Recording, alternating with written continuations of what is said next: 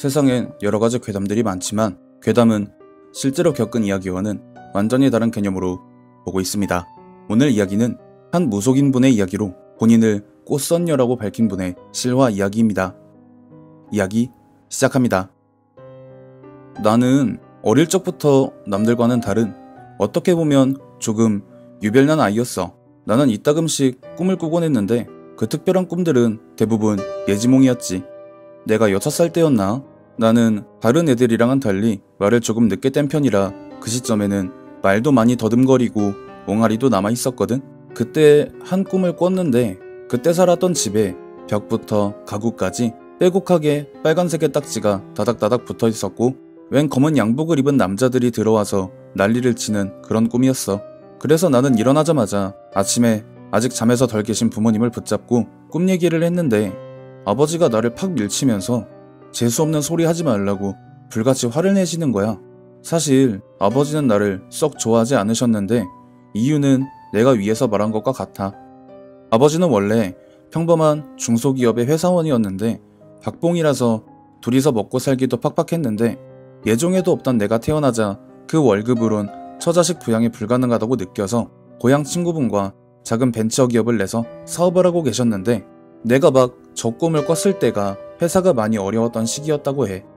이후로 아버지의 회사는 경영난에 더해서 1997년에 우리나라를 강타한 금융위기까지 덮쳐서 회사가 부도가 났고 내가 그때 꿨던 꿈이 곧 현실이 됐지. 이후로 아버지는 매일같이 술에 절어 살았고 집에 들어오면 항상 야구방망이 같은 걸로 이 재수없는 년이 태어나고 나서부터 항상 인생이 재수가 없다며 날 죽도록 팼어. 어머니는 내가 맞는 걸 보다 못해 결국 이혼을 하셨고 그 이후로는 아버지라는 사람을 한 번도 본 적이 없어. 내가 위에서 말했듯 내가 남들과는 달리 조금 유별나다고 했잖아.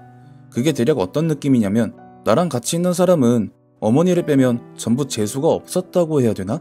여하튼 어떤 형태로든 재수없는 일이 일어나다 보니까 학교에선 자연스럽게 왕따가 되어 있었고 그런 나날이 입학부터 졸업까지 가게 되니까 어머니가 아예 다른 지역으로 이사를 해서 완전히 다른 중학교에 입학을 했는데 그게 지역을 옮긴다고 빠지는 기운이 아니었었나봐. 결국 나는 중학교 2학년 때 학교를 자퇴를 하고 중졸 검정고시와 고졸 검정고시를 봤어. 그렇게 살아가던 중에 나는 내가 대충 어떤 상태구나 하는 걸 의외의 장소에서 알게 됐어. 내가 중졸 검정고시를 보고 나오던 날 근처 분식집에서 떡볶이 냄새가 구수하게 나길래 어머니가 시험 보고 나와서 간식 사 먹으라고 주신 1,000원짜리 몇 장을 꺼내서 떡볶이를 먹고 있는데 웬 지나가는 아주머니가 나를 보면서 대뜸 혀를 끌끌 차시는 거야. 태어나지 말았어야 애를 억지로 낳았으니 제명을 못 살고 객사할 팔자가 되지. 나는 그 말을 듣자마자 확 울컥해서 컵에 든 떡볶이를 바닥에 던지고는 아줌마가 뭔데 나한테 그딴 말을 하냐고 소리를 꽥 질렀는데 그 아줌마가 갑자기 방금 전과는 달리 평온하고 인자한 얼굴로 얘야, 너 같은 팔자를 타고 나면 결국 그 끝은 객사가 아니면 아줌마처럼 되는 거란다 라고 하길래 내가 아줌마는 누구신데 그런 말씀을 하시는 거냐고 따져 물었는데 아마 나중에 시간이 흐르고 흘러서 네가 내 말을 이해할 때쯤에 다시 만나게 될 거고 그때 가서 제대로 말을 해주겠다는 두리뭉실한 말을 던지고 갈 길을 가시더라고. 나는 그냥 똥을 밟았다고 생각했어. 고졸 검정고시까지 패스한 뒤 고졸 학력을 따자마자 바로 편의점 알바를 하면서 평범하게 지냈어. 그러던 어느 날 꿈을 꾸게 됐는데 그 꿈의 배경이 내가 중졸 검정고시를 보고 나와서 컵떡볶이를 먹고 있었던 그때였어. 그때랑 똑같이 나한테 헛소리를 했던 그 아줌마가 나를 힐끗 보고는 다시 만났네. 그때보다 키도 조금 컸고 외모도 완전히 여자 같아 됐네 라고 하길래 나는 그제서야 그 아줌마가 대략 어떤 존재인지 알 수가 있었어. 그 아줌마는 그냥 한 단어로 말하면 무속인이고 곧 내 신어머니가 될 사람이었지. 신어머니는 나한테 이틀 뒤에 동네에 있는 역 5번 출구에 오후 3시까지 나와 있으라고 한 뒤 갈 길을 다시 가는 걸 끝으로 꿈에서 깨어났고 나는 혹시나 해서 그 꿈에서 말한 대로 역 5번 출구에 3시쯤에 딱 도착을 했어. 그리고 거기서 내 신어머니를 다시 만나게 된 거야. 신어머니는 나를 처음 만나기 전날 꿈에 삼신이 나와서 대뜸 종이를 내밀면서 넌 오늘 이 아이를 만나게 될 거라는 생뚱맞은 말을 했었다고 해. 그리고 분식집 바깥에 앉아서 처량하게 컵떡볶이를 먹고 있는 나를 보자마자 내 주위에 들러붙은 온갖 잡귀에 온갖 지독한 살들을 보고는 왜 삼신이 나를 만나게 했는지 얼추 알 것 같다는 생각이 들었지만 그때의 나는 너무 어려서 신내림을 감당할 수 있는 그런 상태가 되지 못한다고 판단했기 때문에 정신적으로 육체적으로 어느 정도 성장을 한 뒤에 다시 만나면 신딸이 될 것을 제의하려고 마음을 먹고 그런 말을 하고 간 거라고 하셨어.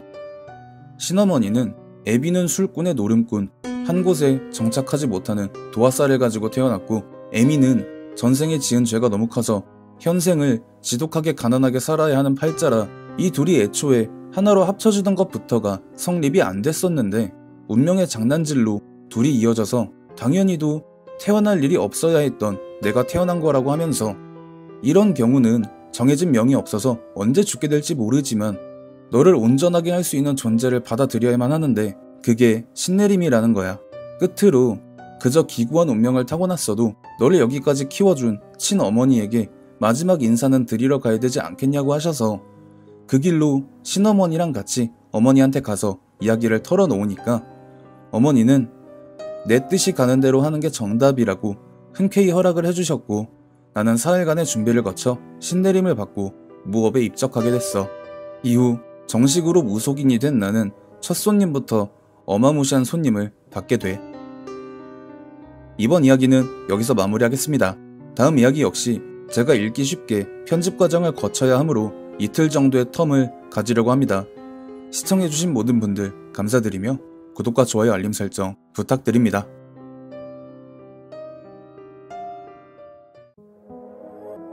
세상엔 여러가지 괴담들이 많지만 괴담은 실제로 겪은 이야기와는 완전히 다른 개념으로 보고 있습니다. 오늘 이야기는 무속인 꽃선녀님의 두 번째 이야기입니다. 무서운 이야기 시작합니다.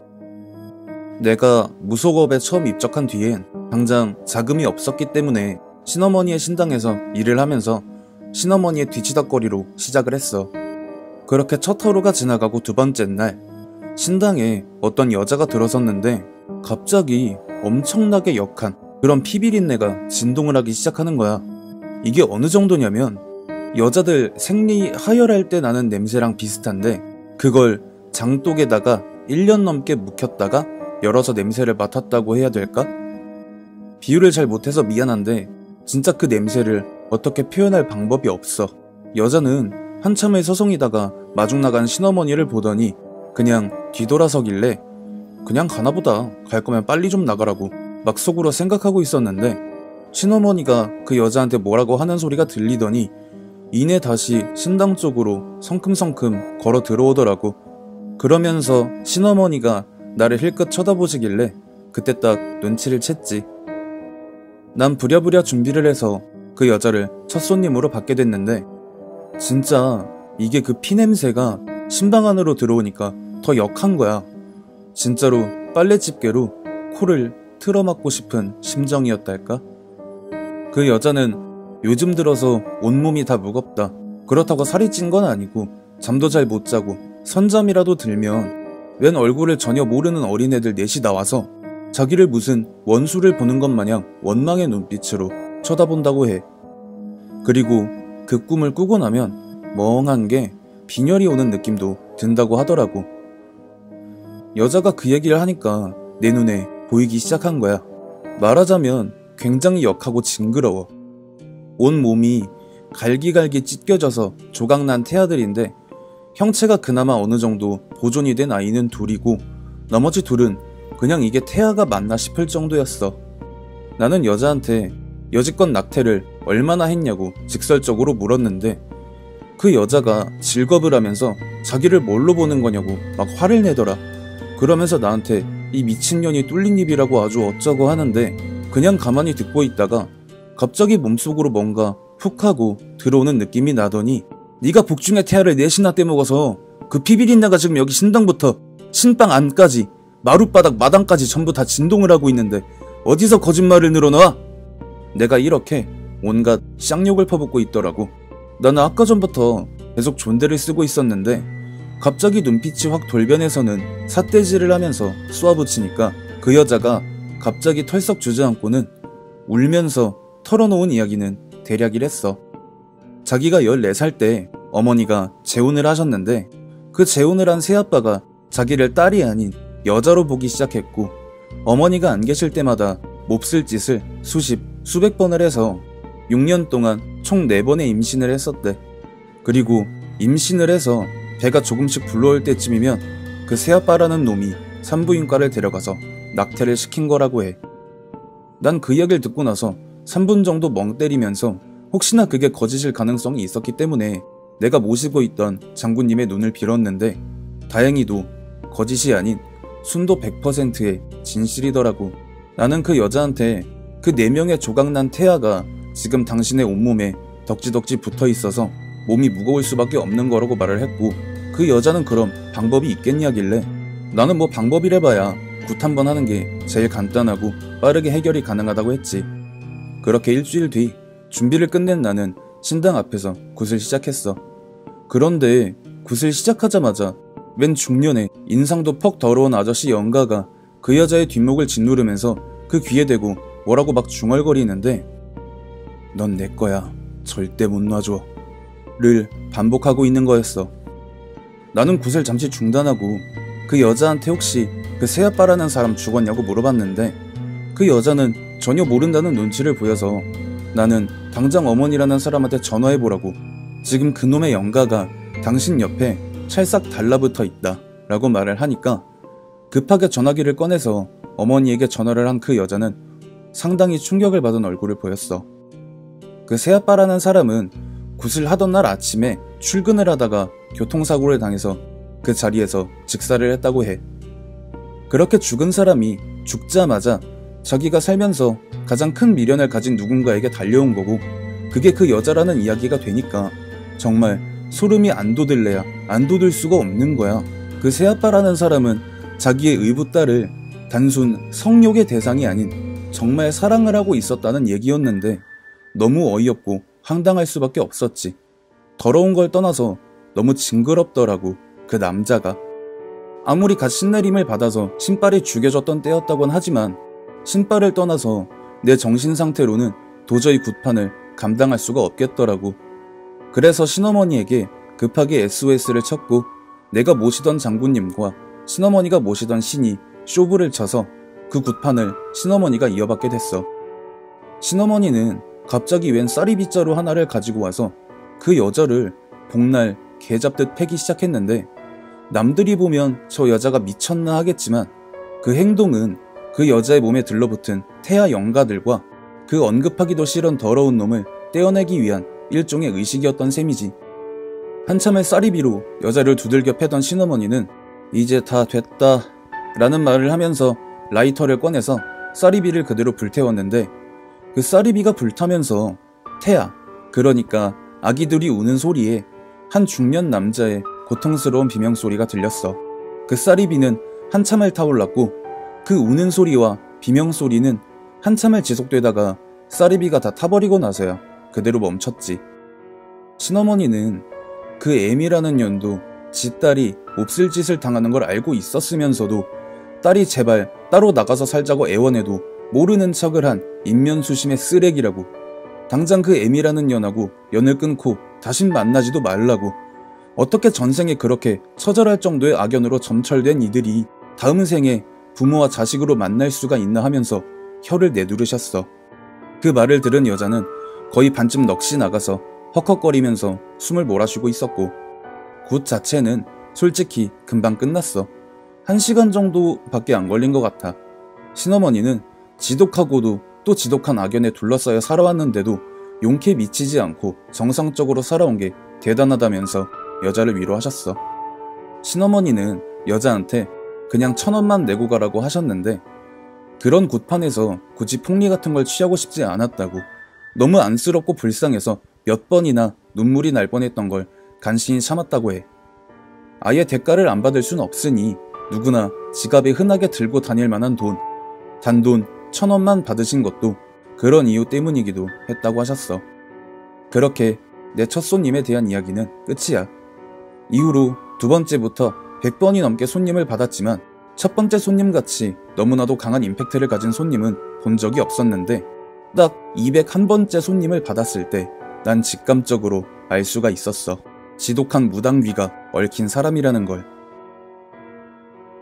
꽃선녀님의 에피소드는 장편이다 뭐다 하기가 애매하고 이 이야기를 계속 업로드를 하면 다른 제보자분들의 이야기가 장기간 묻힐 우려가 있기 때문에 짜잘짜잘하게 단편적으로 업로드를 할 예정입니다. 시청해주신 모든 분들 감사드리며 구독과 좋아요 알림 설정 부탁드립니다.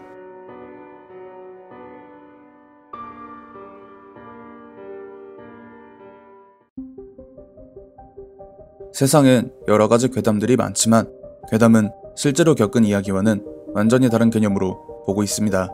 오늘 들려드릴 이야기는 무속인 꽃선녀님 에피소드의 세 번째 이야기입니다. 무서운 이야기 시작합니다.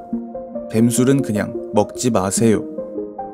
난 무속업 초반엔 내가 받은 손님들 숫자를 일일이 세는 세심한 여자였어. 물론 지금은 그냥 포기해버렸지만 아마 그 뱀술 아저씨가 201번째 손님인가 그랬을 거야. 그 아저씨는 내가 받았던 손님 중에서도 가장 기억에 오래 남는 사람이었는데 그 양반이 손님을 오기 하루 전 꿈에서 미리 액면을 까버릴 정도였으니까 내가 막 무슨 허리까지 오는 잡초가 무성한 산길을 막 가고 있는데 무수히 많은 나뭇가지들마다 한 1m 정도 돼 보이는 뱀들이 무슨 빨랫감 마냥 널려서 이게 맨 개꿈인가 했는데 어떤 등산복을 입은 40대 중반의 아저씨가 사람 살려 하면서 내 쪽으로 다급하게 뛰어오길래 뭐에 저렇게 쫓기고 있나 하고 그 뒤를 봤는데 모르는 사람이 보면 와 저게 이무기구나 하겠지만 내 눈엔 수많은 뱀들의 사념이 합쳐져서 거대한 덩어리가 된 그런 모습이었지. 난 그 아저씨의 뒤를 매섭게 쫓아오는 그 덩어리를 보자마자 바로 알아챘어. 와, 저 인간 뱀술을 얼마나 처먹어 댔으면 난 굳이 그 사람을 구해주고 싶지 않아서 스스로 꿈에서 깨어났는데 친어머니가 내 방 한가운데 가부좌를 틀고 앉아서 막 연보를 외고 계시는 거야. 난 친어머니에게 뭐하고 계시냐고 물어봤는데 지금 어떤 남자가 우리 신당 쪽으로 오고 있는데 그 남자의 뒤로 흡사 이무기라고 해도 믿을 정도의 거대한 사념체가 따라오는데 그 둘은 지금 내가 아니라 너를 향하고 있다라고 말을 하시는 거야.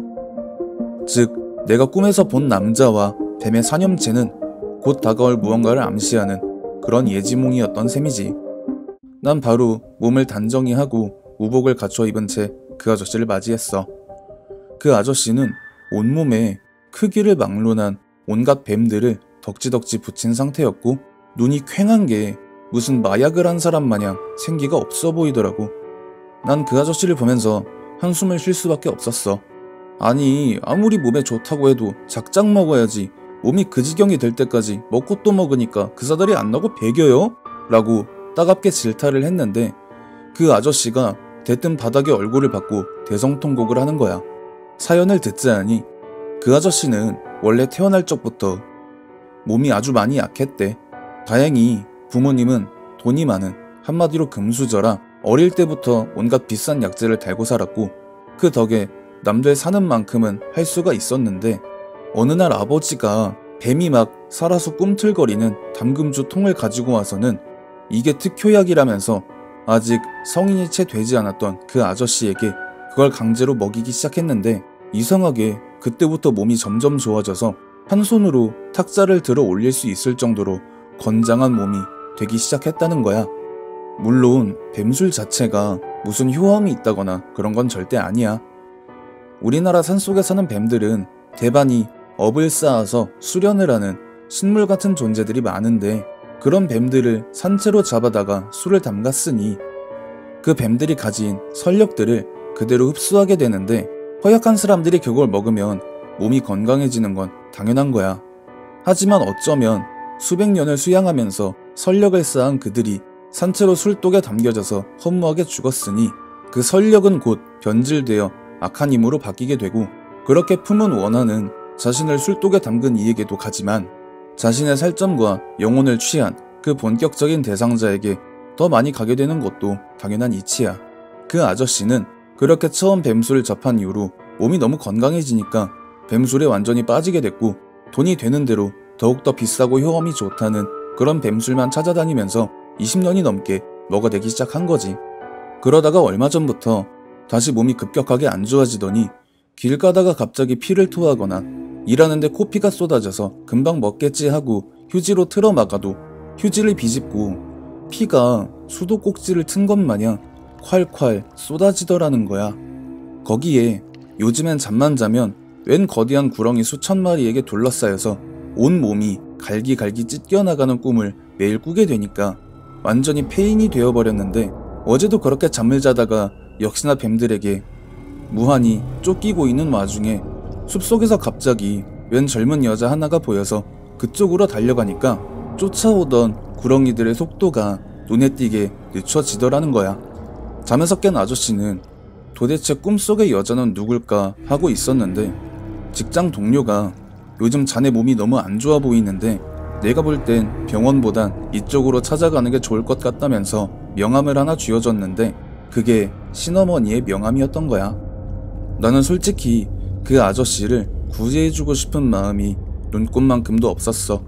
감히 인간이 돌을 쌓아 신선이 되기 위해 수백 년을 노력한 존재를 자기 몸 좋자고 꾸역꾸역 몸에 쳐넣다가 그 부작용이 터져서 곧 죽을 날이 다가온 게 자업자득인 거고, 그냥 나가 죽는 게 차라리 저승에 가서 용서를 빌 때 더 도움이 된다고 당장 여기서 꺼지라고 등을 떠밀어서 신당 밖으로 내보내버렸거든. 그리고 내 모습을 본 신어머니도 잘했다고, 저런 쓰레기는 살려줄 가치조차 없고 어차피 저 인간에게 붙은 뱀들은 너도 나도 감당할 수가 없을 정도로 거대한 악 그 자체가 되어있기 때문에 임시 방편 정도는 해줄 수 있어도 곧 다가올 죽음까진 못 막는다고 하시더라고. 그렇게 그 아저씨를 돌려보낸 뒤 한 달여쯤의 시간이 지났을 때 신어머니가 나랑 차 한잔을 하시면서 말을 꺼내시더라. 그 아저씨에게 신어머니의 명함을 건넨 직장 동료분이 전해준 이야기인데, 내가 그때 받았던 뱀 아저씨, 그 아저씨가 얼마 전에 등산을 갔다가 추락사를 해서 죽었는데 그 아저씨의 시신을 뱀 수십 마리가 달려들어서 훼손을 시키고 있다는 이야기였어. 사람의 욕심은 끝이라는 게 없어. 뭘 하든 무엇을 경험하던 첫 번째보다 더 강한 자극과 효과를 원하거든. 보통 민간요법이라고 해서 뱀술이니 개술이니 막 건강에 좋다고 어둠의 루트를 통해 알려진 그런 것들은 결국 한번 입에 대면 그 영혼들이 몸에 계속 쌓이게 되고, 그 영혼들은 자신의 혼을 먹는 그 대상자로 하여금 더욱더 강한 걸 찾게 만들고 조종해버리거든. 그렇게 그들의 사념에게 조종당한 이들은 곧 오래 지나지 않아 자기 자신이 갉아먹히는 결과를 초래하게 되는 거지. 그냥 몸 안 좋으면 병원 가서 약 타 먹어 제발. 이번 이야기는 여기까지입니다. 다음 이야기는 꽃선녀님의 4번째 이야기로 찾아뵙겠습니다. 시청해주신 모든 분들 감사드리며 구독과 좋아요 알림 설정 부탁드립니다.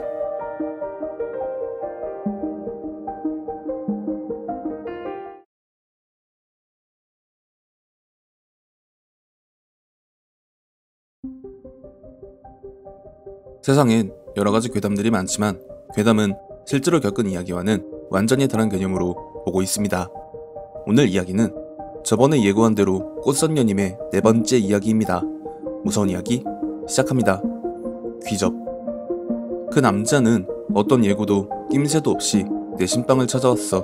한눈에 보자마자 아, 이 남자가 귀접을 그것도 굉장히 오랫동안 해왔다는 걸 알 수 있을 정도였어.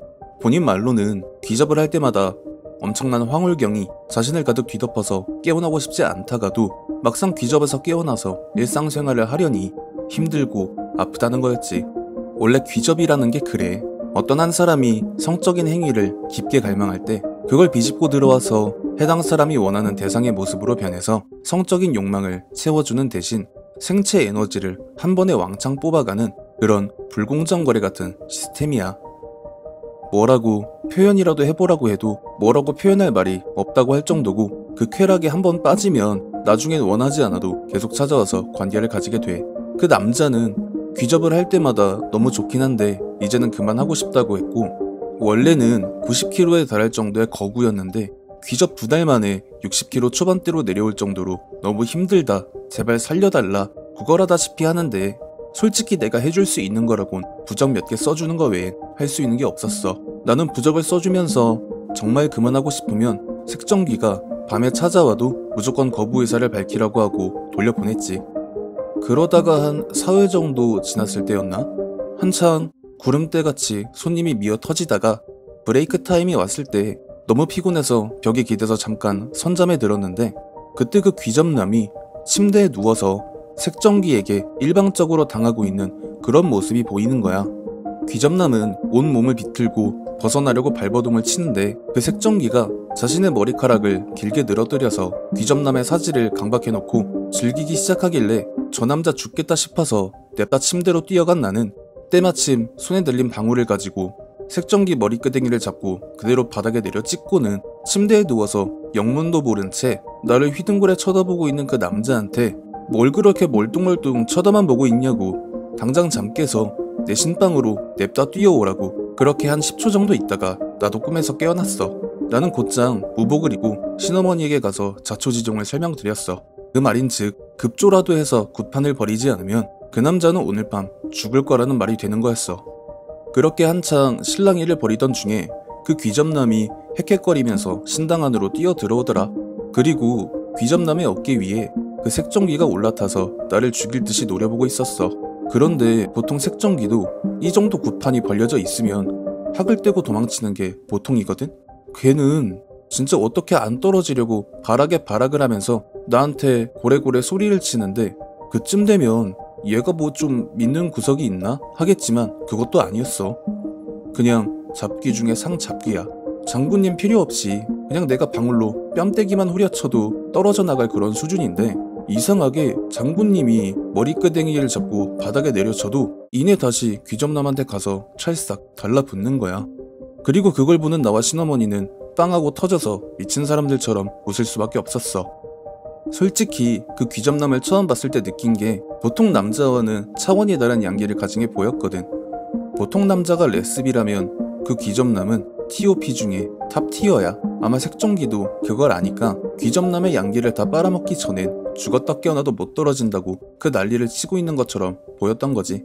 그래서 나는 색종기한테 가서 그래 한번 어디 얘기나 좀 들어보자 하니까 그 색종기가 우물쭈물하다가 말을 꺼냈는데 원래 그 색종기가 귀접남하고 아무런 관련이 없는 게 아니라 귀접남이 중학생 때쯤인가 처음으로 사귀었었던 여자친구가 그 색종기였대.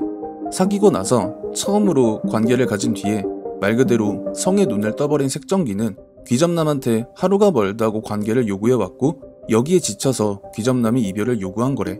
그런데 그 색종기한테는 첫 이성규제였고 자신의 처음을 내준 남자가 그렇게 매몰차게 나오니까 관심을 끌어보려고 살던 아파트 옥상에 올라가서 난리를 치다가 실수로 발을 헛디뎌서 그대로 추락해버린 거야.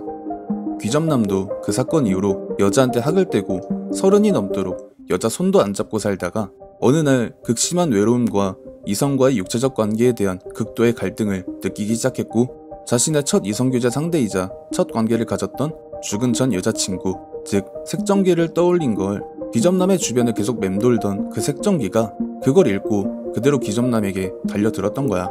귀접남도 죽은 전 여자친구가 밤마다 자기 침대로 와서 외로움을 달래주니까 귀접에 끝없이 빠져들었던 거고 색정기는 자신이 원하는 상대 플러스 최상질의 양기까지 원하는 대로 수급을 할 수 있었으니 떨어지지 않으려고 발악을 하는 거였던 셈인 거야.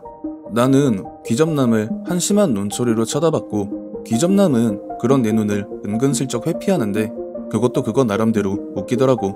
나는 색정기의 안타까운 사연은 이해하겠지만 그렇다고 해서 그 행위가 정당화될 수는 없으니까 그냥 지금 떨어져 나가면 저승 가서 선처라도 구할 수 있게 도와는 줄 수 있는데 계속 안 나가겠다고 붙어있겠다고 억지 부리면 그냥 인정사정 안 봐주겠다고 엄포를 놨어.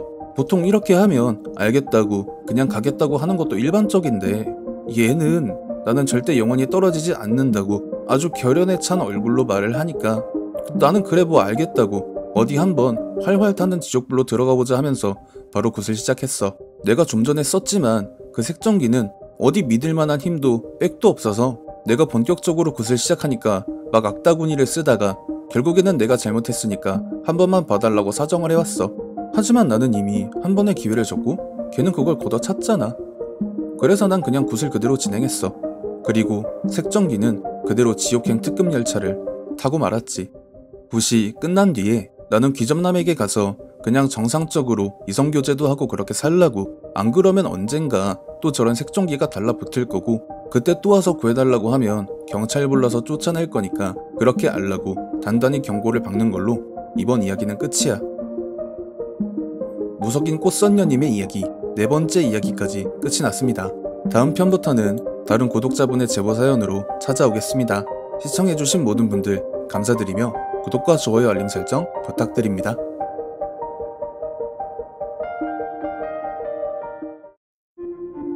세상엔 여러가지 괴담들이 많지만 괴담은 실제로 겪은 이야기와는 완전히 다른 개념으로 보고 있습니다. 시청자 여러분 안녕하세요. 검통 공부라디오 채널 오늘 들려드릴 이야기는 무속인 꽃선녀님이 보내주신 이야기입니다. 꽃선녀님은 과거 한참 케이블 방송에서 흉가 탐험이 한창일 때 자문으로 나가셨었다고 하는데요. 방송 출연은 극구 거부하신 탓에 출연은 하지 않으셨지만 촬영 당시 겪은 일들을 생생하게 전해주셨습니다. 무서운 이야기 시작합니다. 부질없는 짓은 시작도 안 하는 게 좋다. 오랜만에 이야기를 꺼내는 것 같아. 그때가 언제였냐면 한참 케이블 방송에서 흉가 탐험 때리고 난리일 때였을 거야. 그 얼굴 잘 안 알려진 B급 연예인들이나 아이돌 연습생들 출연진으로 놓고 그랬을 땐데 그냥 신당에 전 보러 온 사람인 줄 알았더니 말씀 많이 들었다면서 명함을 꺼내길래 좋게 말할 때 여기서 당장 꺼져라 라고 했지. 그런데 그 PD놈이 연신 싱글벙글 웃으면서 아 네네 다 좋다고 원하는 대로 맞춰드릴 테니까 출연진들 빙의 되고 요단강 건널 것 같으면 응급처치 정도만 해주시면 된다고 하는 거야. 그래서 그래 까짓거 경험해서 나쁠 거 없으니까 그럼 대충 한 회당 400씩 주고 무조건 선입금 하라고 한 다음에 촬영지만 알려달라고 했어. 한 나흘 정도가 지나서 오후 5시인가 걔네들이 말한 폐장례 식당 앞으로 갔는데 거기는 그냥 장난이 아니라 해가 쨍쨍한 대낮에 그 근처를 지나가도 거기 매여있는 영가들이 와서 밥 달라 고름과자 달라 매달릴 정도였거든. 그때가 마침 겨울 시즌인데다가 겨울에 오후 5시 넘으면 해가 질랑말랑 하잖아. 내가 거기를 밤에는 지나가 본 적이 없어서 몰랐는데 그냥 들어가기가 싫었어. 출연료 도로 주고 신당으로 돌아가고 싶은 생각이 쓰나미처럼 몰려올 때쯤에 그 PD놈이 말을 걸어오더라. 안 그래도 이제 막 들어가려고 하고 있었다면서 척 봐도 사짜티가 풀풀 나는 법사한 놈이랑 나름 흉내 하나는 기가 막히게 낸 무당 역할 아줌마 하나 소개해주면서 나름 지역에서 유명한 분으로 모셨다고 혀를 털어대길래 내가 그 PD놈한테 가서 쟤네 둘 저기 들어가면 10중 8구는 정신병자 되거나 어디 가서 접신물에 코박고 죽을 건데 그거 책임질 수 있냐고 했더니 어깨를 쓱 올리면서 그 표정이 내 알바냐? 라고 하는데 그래 뭐 내가 죽을 거 아니니까 나도 그냥 고개 끄덕이고 말았지. 그런데 솔직히 말하면 나도 요단강 건너서 하나님 뵐 뻔했어. 건물 자체는 병원하고 장례식장을 같이 운영했던 것 같은데 원래 병원에 영가들이 많다고들 하잖아. 그거 순 개구라야. 병원에서 명을 달리한 영가들은 대부분 다 받아들이고 떠나거든. 장례식장에 실려오는 불특정 대다수의 영가들이 못 받아들이고 거기에 남는 경우가 100이면 100인 거라 장담을 할 수가 없어. 걔네들이 어떤 의도를 가지고 남아있는 건지 알아내려고 해도 안 알려주고 약 올리고 도망가고 아주 그냥 전쟁터라고 해야 되나?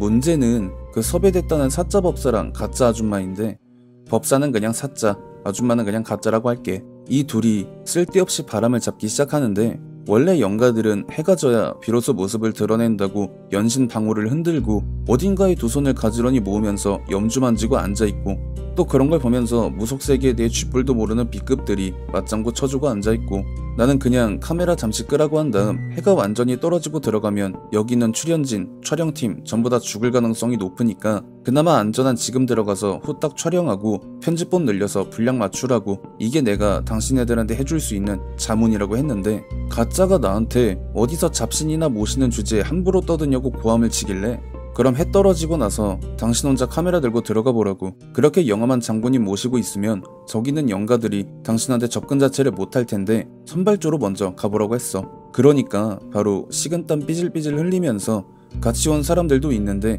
나 혼자 들어가는 건 촬영 수칙 자체를 어기는 거라 불가능하다고?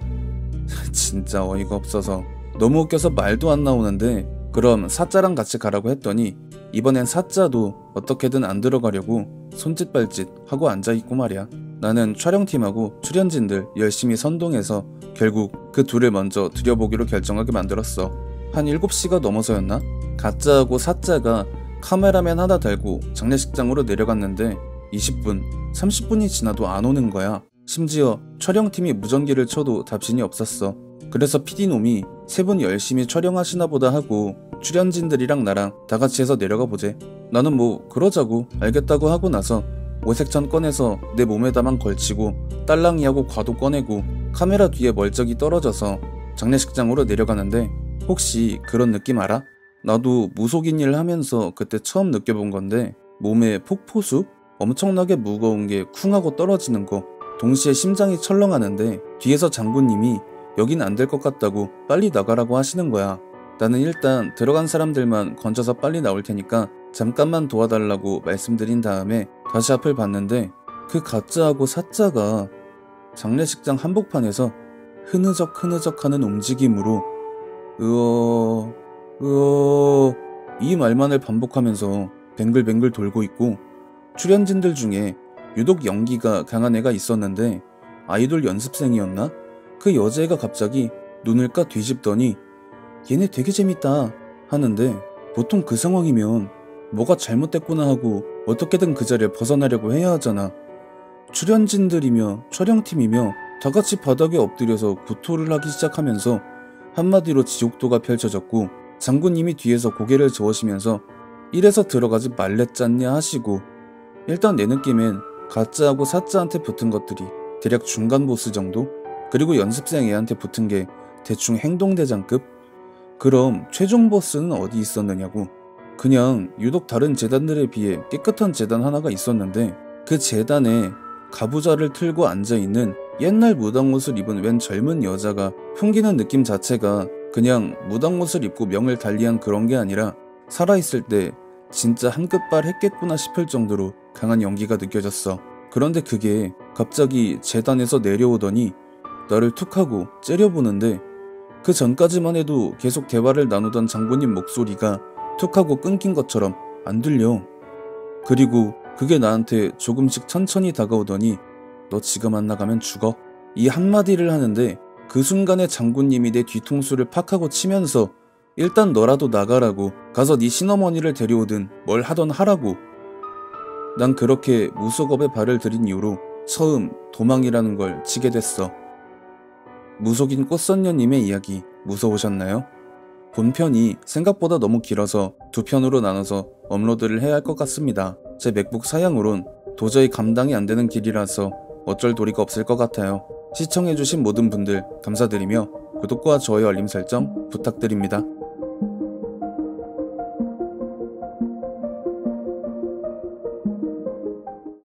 세상엔 여러가지 괴담들이 많지만 괴담은 실제로 겪은 이야기와는 완전히 다른 개념으로 보고 있습니다.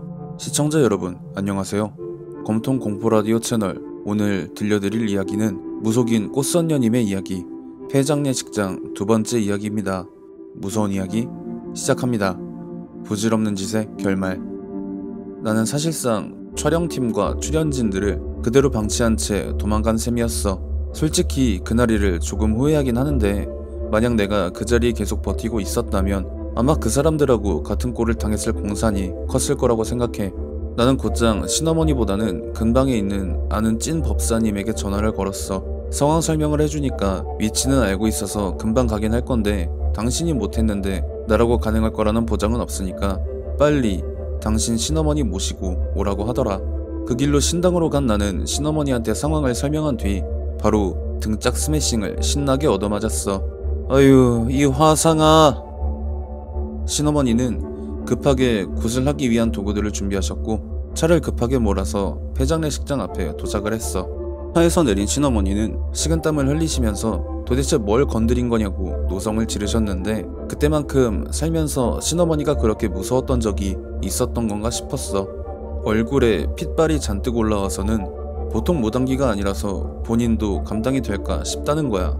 그렇게 신어머니와 내가 폐장례식장에 내려갔을 때 때마침 법사님이 손수건으로 땀을 닦고 계시길래 상황이 조금 어떠냐고 물어봤더니 법사님이 살다 이런 곳은 처음이라고 하시더라. 그냥 영가들끼리 조직을 만들어서 운영하고 있는 그런 개념이라고 봐야 된대. 심지어 영가들 하나하나가 가진 연기가 어지간한 원귀 저리 가라 수준이라 각오 제대로 하고 들어가야 된다고 하시면서 잠깐 바람 쐬러 가시는 걸 미처 잡지 못했어.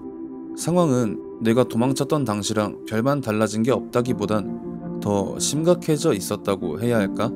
가짜랑 사짜를 중심으로 해서 출연진들 전원이 꼿꼿하게 서서는 천장을 하염없이 쳐다보고 있고 촬영팀들은 하나같이 진이 빠져서 이게 도대체 뭔 상황인가 하면서 주위를 두려번거리고 있고, 다행인 건 촬영팀들 중엔 연기를 타는 체질들이 없었다는 점이라 신어머니는 촬영팀들하고 출연팀들 전원 추스려서 건물 바깥으로 내보내셨고, 나는 그 사이에 다시금 그 무당귀와 잠깐 동안 대치를 했어.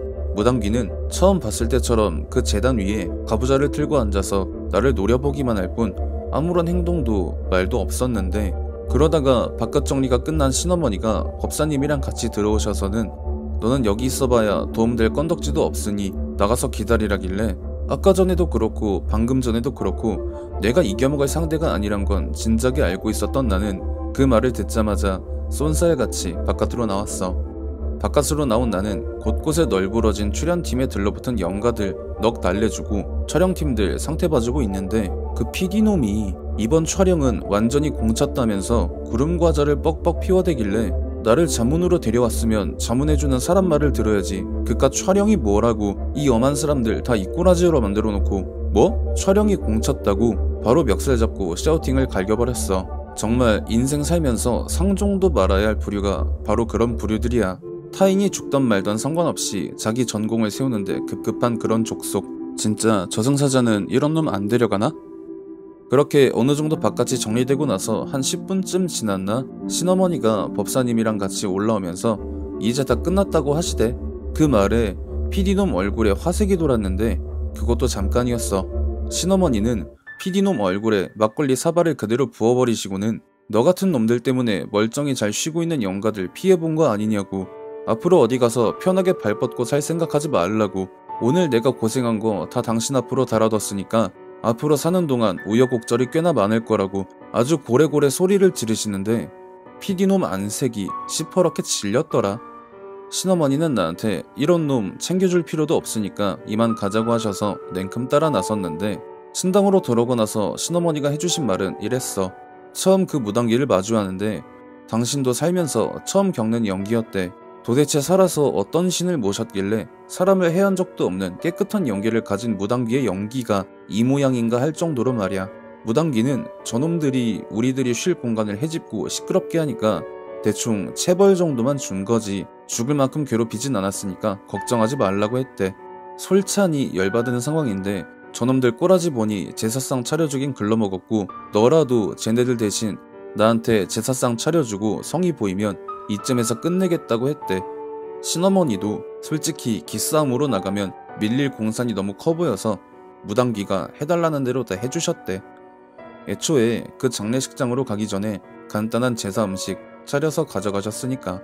그렇게 무당귀를 포함한 장례식장 안에 있던 영가들에게 정성껏 제사를 지내주니 언제 그랬냐는 듯 평온한 얼굴들로 돌아와서 다시는 이런 짓 하지 말라고 아주 따끔하게 일러주라고 신신당부들을 하셨고, 그래서 신어머니가 바깥으로 나오자마자 PD놈한테 그렇게 행동을 하신 거였어.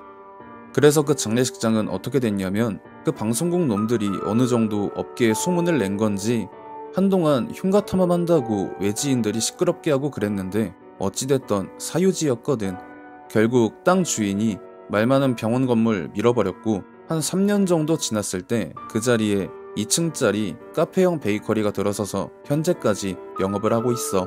그리고 그 PD놈의 말에 따르면 촬영본 자체가 다 날아가고 어쩌고 문제가 아니라 제대로 찍힌 장면이 단 한 개도 없어서 출연진들 인건비만 날려먹고 경고장 날라와서 그대로 사직을 하고 난 뒤로는 방송 쪽 일을 그만뒀대나? 이렇게 폐장례식장에 대한 이야기는 끝이야. 꽃선녀님이 말씀하신 제목에 있는 부질없는 짓, 저는 이 이야기를 편집을 하면서 도대체 뭐가 부질없는 짓이라는 건가에 대해 한참을 생각해봤습니다. 시청자분들도 무언가 떠오르는 게 있으신가요? 시청해주신 모든 분들 감사드리며 구독과 좋아요 알림 설정 부탁드립니다.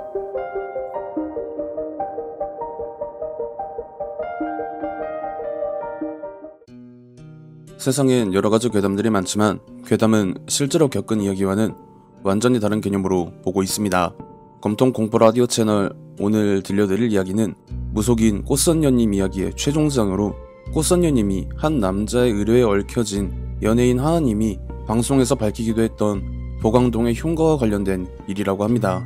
과연 어떤 이야기일지 지금 바로 시작합니다. 내가 막 신어머니로부터 독립해서 지금의 신당을 차렸을 때였는데 아직 홍보도 하기 전이었던 때라 그 사람이 어떻게 알고 찾아온 건지 모르겠지만 한눈에 봐도 강한 무언가에 씌여 있다는 걸 알아볼 수 있었어. 그냥 평범하게 생긴 남자 꼬맹이가 그 사람의 어깨 위에 올라타고 있었나? 나는 바로 무슨 짓을 하신 거냐고 타박을 했는데 한숨을 쉬며 말을 꺼낸 그 사람의 이야기는 이랬어. 과거 방송에서 하하가 담력 체험하러 갔었다는 보강동의 폐가에서 여기저기를 둘러보다가 사진 몇 장을 찍고 안에 있던 물건 몇 개를 집어갔는데 그날 이후로부터 계속 가위에 눌리고 악몽을 꾸고 그 괴롭힘의 주체인 한 꼬맹이를 좀 떼어달라는 거였지. 돈은 얼마든지 내겠다며 간곡하게 부탁을 하는데 솔직히 내가 얼마를 부르든 낼만한 형편도 안 돼 보여서 그냥 나가라고, 당신이 말 맞다나 병신짓해서 벌 받고 있는 건데 그걸 해결해달라고 하면 내가 당신을 변호해야 하는데 변호를 할 이유도 명분도 없는 거라고 한참을 질타를 해도 물러서지 않고 제발 하는데 그래 뭐 나도 거기가 어떤 곳인지 궁금하기도 했고 솔직히 그 꼬맹이 떼어내는 건 그닥 어려운 일도 아니었으니까 알겠다고 약속날을 잡았지. 내가 그 폐가를 처음 봤을 때 느낀 건 자기네들끼리 옹기종기 모여서 누구를 해한다거나 하지 않고 조용히 잘 지내고 있는 영가들 같더라. 악한 기운이라던가 그런 게 일체 없이 그냥 갈 곳 없는 애들끼리 모인 것 뿐이었어. 도대체 이 얌전한 애들을 어떤 행동을 해서 빡이 돌게 만들었나 궁금해지기까지 하더라고. 나는 그 사람한테 사진 찍은 거랑 집어간 물건들 다 가져왔냐고 물어봤는데 사진은 다른 사람들한테 뿌려진 거라 회수는 안 될 것 같아서 다 태우라고 전달을 했고 물건만 가져왔다고 나한테 보여주는데 뭐 그냥 그릇 몇 개랑 액자 같은 거였어.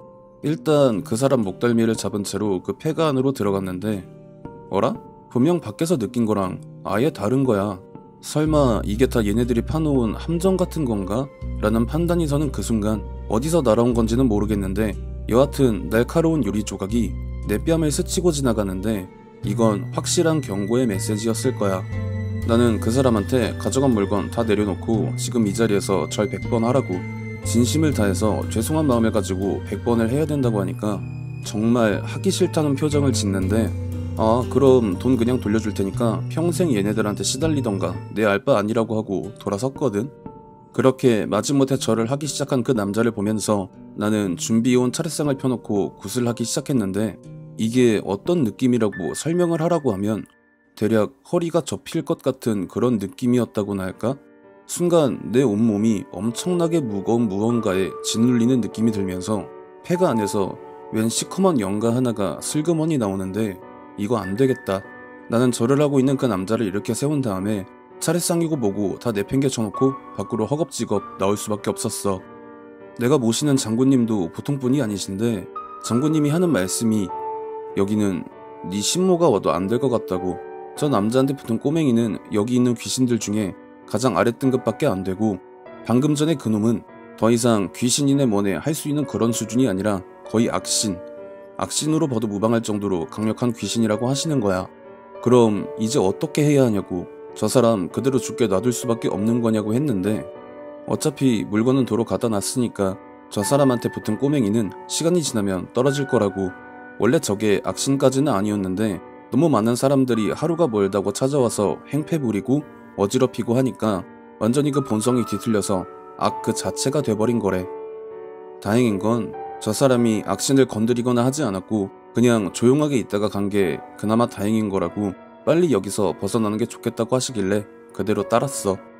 그렇게 그 사람한테 상황을 설명하면서 곧 괜찮아지실 거라고 말을 하고 돌려보낸 다음 그날 밤 꿈을 하나 꿨는데 내가 그 폐가의 한가운데에 서 있었고 낮에 봤던 그 악신이 나를 노려보고 있는데 그 사람한테 붙어 있었던 꼬맹이가 나한테 빨리 나가라고 말을 하면서 등을 떠미는 거야. 저 아저씨는 너무 무서운 사람이라 누나가 감당 못한다면서 등을 떠미는 그런 꿈 말이야. 나는 아직도 그 폐가에 있던 악신이 그대로 있는지 궁금해. 그 폐가에 다녀왔다는 여러 사람들의 후기를 정말 많이 봤는데 그냥 뭐 별거 없었다, 방송에서 너무 띄워져서 그런 거지 그냥 거품이라고 하는 후기들이 대부분이었거든. 도대체 그 악신은 그날 왜 나에게 모습을 드러냈던 걸까? 혹여 내가 모시는 장군님의 기가 워낙에 강하다 보니 잔챙이들로는 안 될 것 같으니까 최종 보스인 자신이 직접 나타났던 걸까? 아마 거기는 내 인생에 다시는 갈 일이 없을 것 같아. 추가로 나한테 의뢰를 했던 남자는 잘 살아 계셔. 얼마 전에도 내 신당에 와서 말씀을 나누고 가셨거든. 이야기는 이렇게 끝이야. 뭔가 제목만 보고 스펙타클한 무언가를 기대했던 저로서는 조금 실망을 할 수밖에 없었는데요. 보통 보광동 폐가에 관련된 후기들 대부분이 별거 없었다, 방송빨로 뜬 거품 정도라는 평이 많았는데 꽃선녀님 앞에 나타났던 그 악신은 왜 다른 사람들한테 모습을 드러내지 않다가 갑자기 꽃선녀님한테 나타난 걸까? 조금 궁금해지긴 하네요. 시청해주신 모든 분들 감사드리며 구독과 좋아요 알림 설정 부탁드립니다.